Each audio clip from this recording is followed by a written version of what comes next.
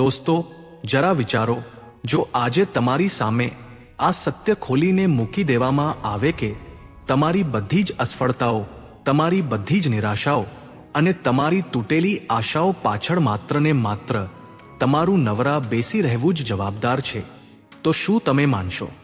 યાદ રાખો, માણસની સૌથી મોટી બરબાદી એ નથી કે તેની પાસે પૈસા નથી, પણ એ છે કે તેની પાસે સમય છે, ઉર્જા છે, સપના છે, છતાં પણ તે ખાલી બેસી રહે છે.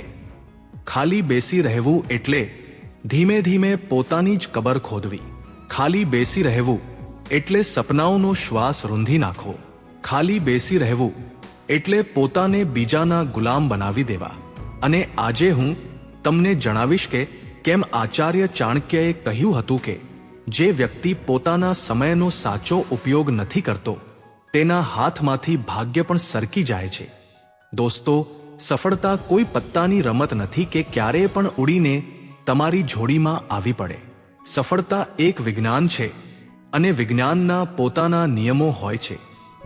જેણે આ નિયમોને સમજી લીધા તે ભલે ગરીબીમાં જન્મ્યો હોય કે અસફળતાઓથી ઘેરાયેલો હોય, એક દિવસ આખી દુનિયા તેના કદમ ચૂમે છે. પરંતુ જેણે આ નિયમોને નજરઅંદાજ કર્યા, તેનું જીવન હંમેશા બીજાની દયા પર નિર્ભર રહી જાય છે. હવે સાંભળો, આ વાર્તા છે અર્જુન નામના એક યુવાનની. અર્જુન ગામડાનો એક સામાન્ય છોકરો હતો, પણ તેના દિલમાં સપનાઓનો સમંદર ઘૂઘવતો હતો. તે ઈચ્છતો હતો કે એક દિવસ તેનું નામ દૂર દૂર સુધી જાણીતું થાય. પણ મુશ્કેલી એ હતી કે તે અવારનવાર ખાલી બેસી રહેતો. ક્યારેક વિચારતો કે કાલથી મહેનત કરીશ, તો ક્યારેક કહેતો અત્યારે આરામ કરી લો. અને દોસ્તો, આ કાલથી કરીશ વાળી વિચારસરણી જ તેની સૌથી મોટી દુશ્મન બની ગઈ. ગામના લોકો તેની મજાક ઉડાવતા અને કહેતા, અરે આ અર્જુન સપના મોટા મોટા જુએ છે, પણ કરતો કંઈ નથી. અર્જુન બસ ચૂપ થઈ જતો. તેના અંદર એક બળતરા હતી, ગુસ્સો હતો, પણ આળસ અને ખાલીપાએ તેની આત્માને જકડી રાખી હતી. એક દિવસ તેનું જીવન સંપૂર્ણપણે બદલાઈ ગયું. કેવી રીતે? એ જ હું તમને આ વિડીયોમાં જણાવવાનો છું. પણ તે પહેલા ધ્યાનથી સાંભળો. સફળતાનો પહેલો નિયમ, શિસ્ત. આચાર્ય ચાણક્યએ કહ્યું હતું કે શિસ્ત વગરના માણસની સ્થિતિ એવી હોય છે જેમ કે સુકાન વગરની હોડી જે મોજાઓમાં ડગમગે છે અને ક્યારેય કિનારે પહોંચી શકતી નથી. અર્જુન રોજ પોતાના સપનાઓની વાતો કરતો. કહેતો કે હું મોટો માણસ બનીશ, અમીર બનીશ. પણ જ્યારે સવારે સૂરજ ઉગતો ત્યારે તે સૂતો રહેતો. જ્યારે ખેતરોમાં કામ કરવાનો સમય થતો ત્યારે તે અહીંથી ભટકતો રહેતો. જ્યારે બીજાના છોકરાઓ ભણતા ત્યારે તે આળસમાં ખોવાયેલો રહેતો. અને અહીં જ ચાણક્યનો પહેલો નિયમ તેની જિંદગીમાં પ્રવેશ કરે છે.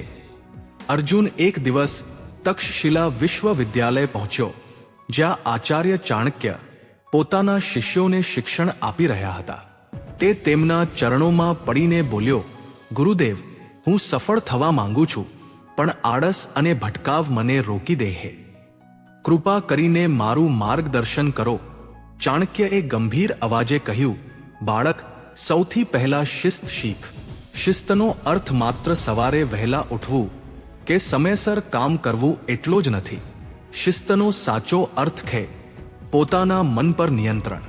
જે દિવસે તે તારા મનને વશમાં કરી લીધું, તે દિવસે આખી દુનિયા તારા વશમાં હશે. દોસ્તો, યાદ રાખજો કે શિસ્ત જ એ શક્તિ છે જે તમને ખાલીપામાંથી બહાર કાઢીને કર્મના માર્ગ પર લાવીને ઊભી રાખે છે. આજનો આળસુ માણસ માત્ર સપનાઓની વાતો કરે છે, પણ કાલનો શિસ્તબદ્ધ માણસ દુનિયા પર રાજ કરે છે. અર્જુને એ જ દિવસે નક્કી કરી લીધું કે હવેથી તે શિસ્તને જ પોતાની ઢાલ અને તલવાર બનાવશે. તે રોજ સવારે વહેલા ઉઠવા લાગ્યો. રોજ પોતાના માટે નાના નાના લક્ષ્યો નક્કી કરવા લાગ્યો અને ધીમે ધીમે તેનું જીવન બદલાવા લાગ્યું. પરંતુ વાર્તા અહીં પૂરી નથી થતી, કારણ કે શિસ્ત પછી આવે છે સફળતાનો બીજો નિયમ. સફળતાનો બીજો નિયમ, સમયનું મહત્વ. આચાર્ય ચાણક્યએ કહ્યું હતું કે ધન ખોવાઈ જાય તો ફરી મેળવી શકાય છે, પણ સમય વહી જાય પછી ક્યારેય પાછો આવતો નથી. અર્જુનની સૌથી મોટી ભૂલ એ જ હતી કે તે પોતાનો સમય બરબાદ કરતો હતો. ક્યારેક મિત્રો સાથે કલાકો સુધી નકામી વાતો કરવી, ક્યારેક એમ જ ગામની શેરીઓમાં રખડવું, તો ક્યારેક બસ વિચારવામાં જ આખો દિવસ કાઢી નાખો. પણ ચાણક્યએ તેને સમજાવ્યો, બાળક, સફળ અને અસફળ માણસમાં બસ એટલો જ તફાવત છે કે સફળ માણસ દરેક પળનો ગણતરીપૂર્વક ઉપયોગ કરે છે. વિચારો, એક દિવસમાં 24 કલાક હોય છે. દરેક માણસને સરખો જ સમય મળે છે. તો પછી કેમ કોઈ અમીર બને છે અને કોઈ ગરીબ રહી જાય છે? કેમ કોઈ આગળ નીકળી જાય છે અને કોઈ પાછળ રહી જાય છે? જવાબ માત્ર એક જ છે, સમયનો સાચો ઉપયોગ. અર્જુને એ જ ક્ષણે પ્રતિજ્ઞા લીધી કે હવેથી તે દરેક પળનો સાચો ઉપયોગ કરશે. સવારથી રાત સુધીનો દરેક કલાક તેને તેના લક્ષ્યની નજીક લઈ જશે. અને દોસ્તો, આ બદલાવ એટલો ઊંડો હતો કે ધીમે ધીમે તેની મજાક ઉડાવનારા લોકો પણ તેની મહેનત જોઈને પ્રભાવિત થવા લાગ્યા. હવે હું તમને અહીં થોડીવાર રોકવા માંગુ છું, કારણ કે આ જે શિસ્ત અને સમયનું મહત્વ છે તે માત્ર અર્જુનની વાર્તા નથી, આ તમારી પણ વાર્તા છે. વિચારો, તમે રોજ કેટલો સમય એમ જ બરબાદ કરી દો છો? કેટલી વાર તમે કહ્યું છે કે કાલથી શરૂ કરીશ? યાદ રાખજો, કાલ ક્યારેય આવતી નથી. જે કરવાનું છે તે આજે જ કરવાનું છે, અત્યારે જ કરવાનું છે. દોસ્તો, અમે દિવસ-રાત મહેનત કરીને તમારા માટે આ પ્રેરણાદાયી વિચારો લાવીએ છીએ. તમે વિડીયો તો જોઈ લો છો, પણ વિડીયોને લાઈક અને ચેનલને સબસ્ક્રાઇબ કરવાનું ભૂલી જાઓ છો. તો આજે બસ વિડીયોને એક લાઈક અને ચેનલને સબસ્ક્રાઇબ કરી દો, જેથી અમારી મહેનત સફળ થાય. સફળતાનો ત્રીજો નિયમ, પોતાના પર નિયંત્રણ. દોસ્તો, અત્યાર સુધી તમે જાણ્યું કે સફળતાનો પહેલો નિયમ શિસ્ત છે અને બીજો નિયમ સમયનું મહત્વ છે. પરંતુ હવે અસલી પરીક્ષા શરૂ થાય છે, કારણ કે ઘણા લોકો નિયમો તો જાણે છે, પણ પોતાના મનના ગુલામ બનીને રહે છે. તેઓ જાણે છે કે સવારે ઉઠવું જોઈએ, પણ પથારી છોડવાની તાકાત નથી હોતી. તેઓ જાણે છે કે મોબાઈલમાં સમય બગાડવો ખોટો છે, પણ સ્ક્રોલિંગ રોકી શકતા નથી. તેઓ જાણે છે કે મહેનત કરવાની છે, પણ મન ઠેલ્યા કરે છે. અને એટલા માટે જ ચાણક્યએ ત્રીજો નિયમ જણાવ્યો હતો, પોતાના પર નિયંત્રણ. આચાર્ય ચાણક્યએ કહ્યું હતું કે જે વ્યક્તિ પોતાના મન પર વિજય મેળવી લે છે, તેના માટે સંસારનો કોઈ પણ વિજય અશક્ય નથી. દોસ્તો, ધ્યાનથી સાંભળો, મન માણસનો સૌથી મોટો મિત્ર પણ છે અને સૌથી ખતરનાક શત્રુ પણ. જો તમે તેને નિયંત્રણમાં રાખશો તો તે તમને આકાશની ઊંચાઈઓ પર પહોંચાડી દેશે, પણ જો તમે તેના ગુલામ બની ગયા તો તે તમને આંતરડીના દલદલમાં ધકેલી દેશે. અર્જુનની વાર્તા જ જોઈ લો. જ્યારે તેણે શિસ્ત અને સમયનું મહત્વ શીખ્યું, ત્યારે તેની પ્રગતિ શરૂ થઈ ગઈ. પરંતુ અચાનક થોડા મહિનાઓ પછી તે ફરી જૂની આદતો તરફ વળવા લાગ્યો. મન કહેતું, આજે નથી ભણવું, કાલે ભણી લઈશું. મન કહેતું, થોડો આરામ કરી લે, કોઈ ફેર નહીં પડે. અને જેવો તેણે મનનો અવાજ સાંભળ્યો, તેની મહેનત ધીમી પડી ગઈ. આ એ જ વળાંક હતો જ્યારે ચાણક્યએ તેને કડક શબ્દોમાં ચેતવણી આપી, બાળક, તું તારો જ શત્રુ બની રહ્યો છે. યાદ રાખ, જે પોતાને જીતી શકતો નથી તે દુનિયાને શું જીતશે? જો તું મનને નિયંત્રિત નહીં કરે તો મન તારો નાશ કરી દેશે. દોસ્તો, જરા વિચારો, કેટલી વાર તમે વિચાર્યું છે કે હું આજથી જીમ જઈશ, પણ 2 દિવસ પછી છોડી દીધું? કેટલી વાર નક્કી કર્યું કે સોશિયલ મીડિયા ઓછું વાપરીશ, પણ ફરી એમાં જ ફસાઈ ગયા? આ જ છે મનના ગુલામ હોવું. જે માણસ મન પર વિજય મેળવે છે તે જ મહાન બને છે. ભગવાન રામે 14 વર્ષનો વનવાસ ભોગવ્યો. કેમ? કારણ કે તેમણે પોતાના મનને આદેશ આપ્યો અને તેઓ તેના પર અડગ રહ્યા. મહાવીર, બુદ્ધ, કબીર, આ બધાએ પહેલા મન પર વિજય મેળવ્યો, ત્યારે જ દુનિયાને જીતી શક્યા. સફળતાનો ચોથો નિયમ, સાચી સંગત. હવે આવે છે આગામી નિયમ, જે જીવનને કાં તો બનાવી દેશે અથવા પૂરેપૂરું બગાડી નાખશે. તે છે સંગતનો પ્રભાવ. ચાણક્યએ કહ્યું હતું, જેવો સંગ તેવો રંગ. અર્જુને શિસ્ત અને સમયનું મહત્વ તો શીખી લીધું હતું, પણ તેના ગામમાં કેટલાક એવા મિત્રો હતા જે આખો દિવસ નશામાં ડૂબેલા રહેતા, જુગાર રમતા અને નકામી વાતો કરતા. જ્યારે પણ અર્જુન તેમની પાસે જતો, તેઓ કહેતા, અરે આટલી બધી મહેનત કેમ કરે છે? જિંદગીનો કોઈ ભરોસો છે? ચલ મજા કર. અને ધીમે ધીમે અર્જુન ફરી એ જ ખોટા રસ્તા તરફ ખેંચાવા લાગ્યો. ત્યારે ચાણક્યએ તેને એક બોધપાઠ આપ્યો. તેઓ અર્જુનને એક બગીચામાં લઈ ગયા અને બે છોડ તરફ ઇશારો કર્યો. એક છોડ ગુલાબનો હતો અને બીજો તેની બાજુમાં ઉગેલો ઝેરીલો બાવળ હતો.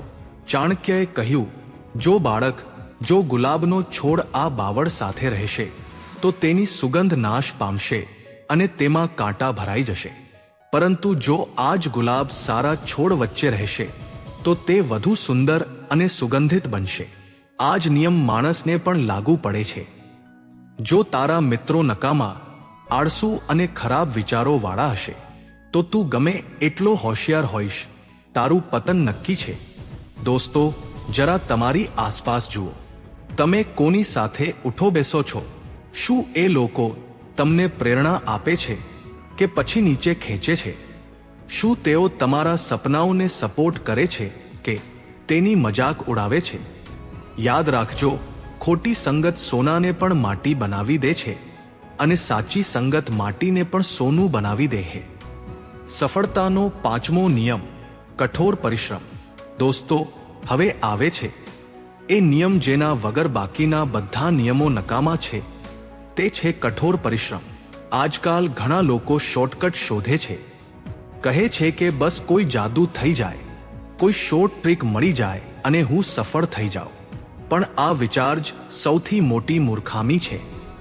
યાદ રાખો, પરસેવો વહાવ્યા વગર કોઈ મંજિલ મળતી નથી. જે મહેનતથી ભાગે છે તે હંમેશા જિંદગીથી હારે છે. અર્જુને જ્યારે ચાણક્યની આ શિખામણ અપનાવી ત્યારે તેણે દિવસ-રાત ભણવાનું શરૂ કર્યું. ગામના લોકો કહેતા કે આ પાગલ થઈ ગયો છે, હંમેશા ચોપડીઓમાં જ ડૂબેલો રહે છે. પણ અર્જુને તેમની પરવા ન કરી.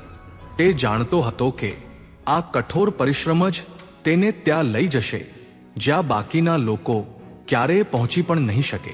ચાણક્યએ કહ્યું હતું, જેનો પરસેવો માટીમાં પડે છે તેનું નામ ઇતિહાસમાં લખાય છે.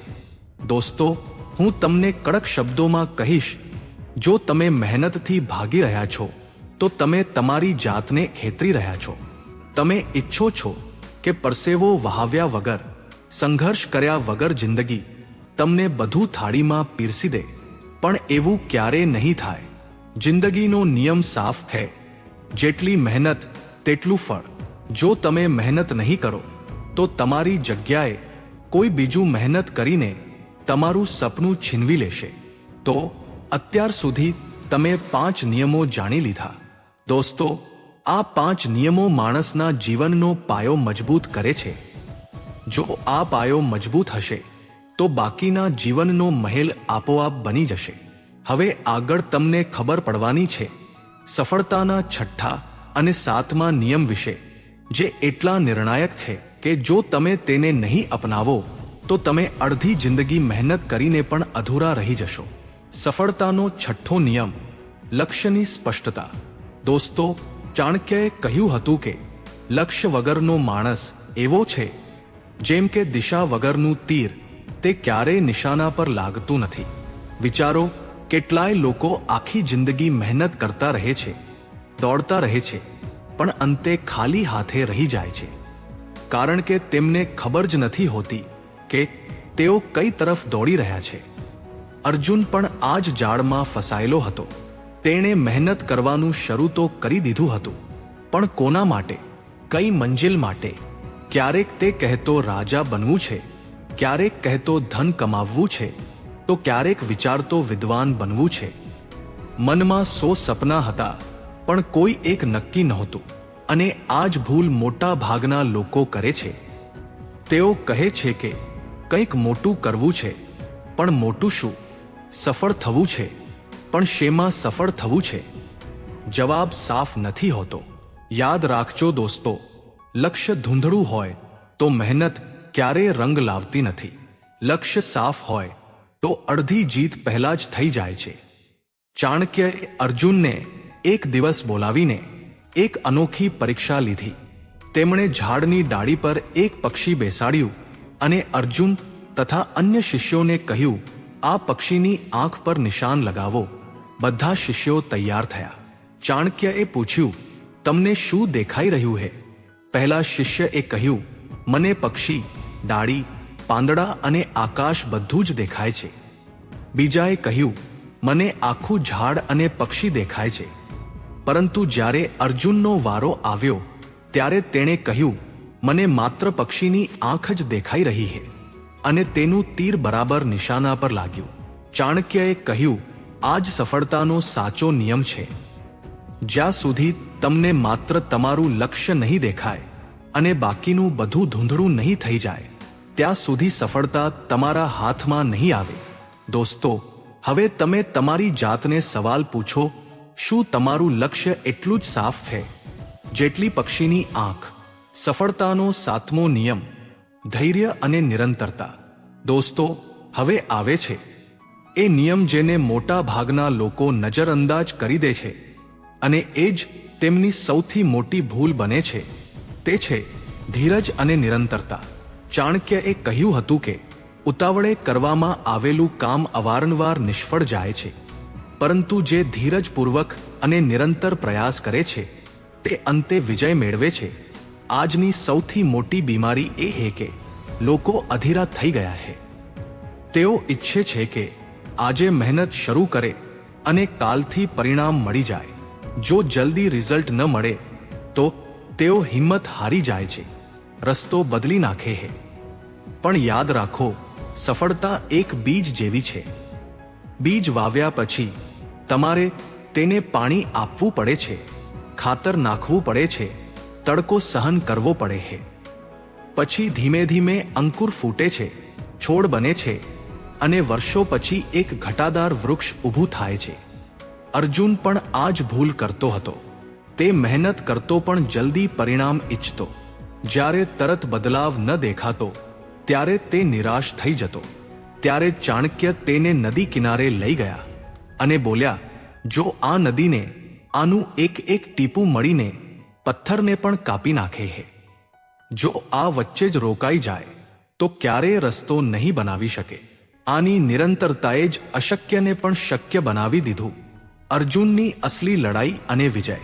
દોસ્તો, 7 નિયમો જાણી લેવાથી જિંદગી નથી બદલાતી.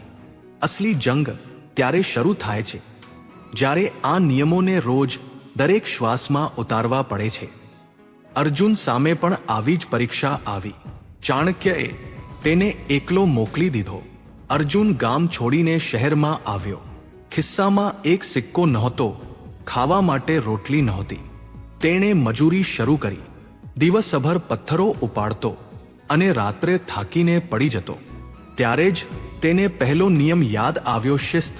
તેણે નક્કી કર્યું કે ભલે ગમે તેટલો થાકી જાઓ, રોજ ઓછામાં ઓછું 1 કલાક તો ભણીશ જ. શહેરમાં એવા પણ લોકો મળ્યા જે જુગાર રમતા, સમય બગાડતા, પણ તેને ચાણક્યની વાત યાદ આવી, સમયની કિંમત. તેણે ના પાડી દીધી. ક્યારેક ભૂખ અને એકલતા તેને તોડી નાખતા, પણ તે પોતાના આંસુ લૂહીને કહેતો, પોતાના પર નિયંત્રણ.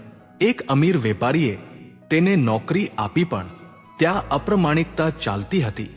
અર્જુને તુરંત નોકરી છોડી દીધી, કારણ કે તે જાણતો હતો સાચી સંગત. વર્ષો વીતી ગયા. મહેનત ઘણી કરી પણ સફળતા નહોતી દેખાતી. અર્જુન તૂટવા લાગ્યો, પણ તેને નદીનું ઉદાહરણ યાદ આવ્યું, ધૈર્ય અને નિરંતરતા. તેણે હાર ન માની અને અંતે જે છોકરો ક્યારેક ભૂખ્યો ત્રસ્યો મજૂર હતો, આજે તે એક મહાન વિદ્વાન બની ચૂક્યો હતો. તેની ખ્યાતિ આખા રાજ્યમાં ફેલાઈ ગઈ. જ્યારે તે ચાણક્યને ફરી મળ્યો ત્યારે તેની આંખોમાંથી આંસુ વહી ગયા. ચાણક્ય હસ્યા અને બોલ્યા, અર્જુન, નિયમો તો બધા સાંભળે છે, પણ જે તેને જીવનમાં ઉતારે છે તે જ ઇતિહાસ રચે છે. ચાણક્ય વિવેકનો અંતિમ સંદેશ. દોસ્તો, આ 7 નિયમો મળીને માણસને શિખર સુધી લઈ જાય છે. હવે સવાલ એ નથી કે તમે આ નિયમો સાંભળ્યા કે નહીં. સવાલ એ છે કે શું તમે આ નિયમોને તમારા જીવનમાં ઉતારશો. જો આ વાર્તા તમારા દિલને સ્પર્શી ગઈ હોય તો આ સંદેશને માત્ર તમારા સુધી સીમિત ન રાખતા આ વિડીયોને લાઈક કરો, શેર કરો અને કમેન્ટ કરીને જણાવો કે કયો નિયમ તમારા દિલને સૌથી વધુ સ્પર્શી ગયો. અને હા, આવી જ જીવન બદલી નાખનારી પ્રેરણાદાયી વાર્તાઓ માટે અમારી ચેનલ ચાણક્ય ફોક્સને અત્યારે જ સબસ્ક્રાઇબ કરો. યાદ રાખજો, સફળતા ભાગ્યથી નહીં, નિયમોથી મળે છે. તો મિત્રો, આજ માટે બસ આટલું જ. ફરી મળીશું એક આવા જ નવા વિડીયોમાં. ત્યાં સુધી બધા હસતા રહો, ખુશ રહો અને પોતાનું ધ્યાન રાખો. વિડીયોમાં અંત સુધી બની રહેવા માટે ધન્યવાદ. તમારો દિવસ શુભ રહે.